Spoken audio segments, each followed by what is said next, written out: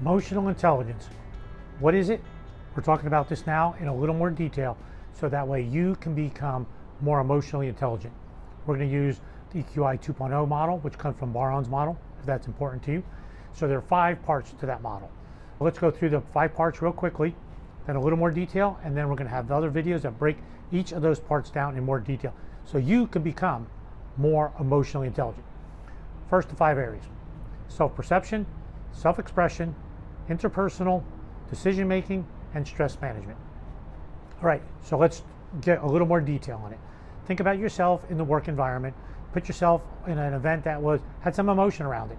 There's some stress involved, there's some emotion involved. What happened? Right, so I want you to think about yourself, then I want you to think about others as well. So you have some other folks that you need to think about. So when you think about those other individuals, I want you to just think about these 5 areas. So both yourself and the individual, think about these 5 areas. So first, let's talk about self-perception. What are you thinking? What were you thinking about yourself? How were you feeling about yourself? Same thing with that individual. See, oh, this was a stressful time. There are emotions involved, and this could be positive. Many times we think negative, but it could be positive as well. How is the individual? How do you think they were feeling about themselves? And we're going to break these down in more detail later in separate videos.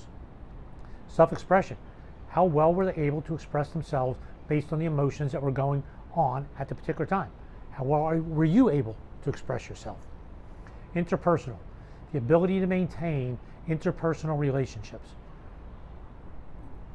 Was it a positive interaction? Was it a negative interaction?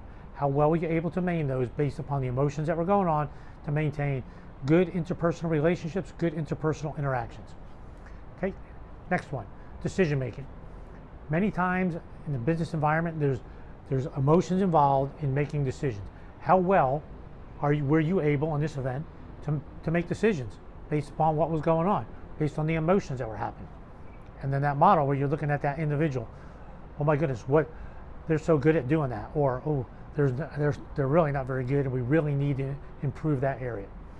Last one, stress management. When you're under stress, emotions are involved. How does stress affect you and those around you? So now you can be aware of each of these. So you can see how you look at these 5 areas, use them as competencies, leadership competencies, to grow your leadership brand and grow your capability as a leader overall. You can become emotional intelligent in each of these. You can become a much more effective leader. You can love what you do. So next, we're going to break down each one of these in a little more detail so that way you can see, here's where I need to work, here's where I want to work, here's why I want to work with the folks in my organization. Okay, catch you in the next video where we're going to start talking about self-perception.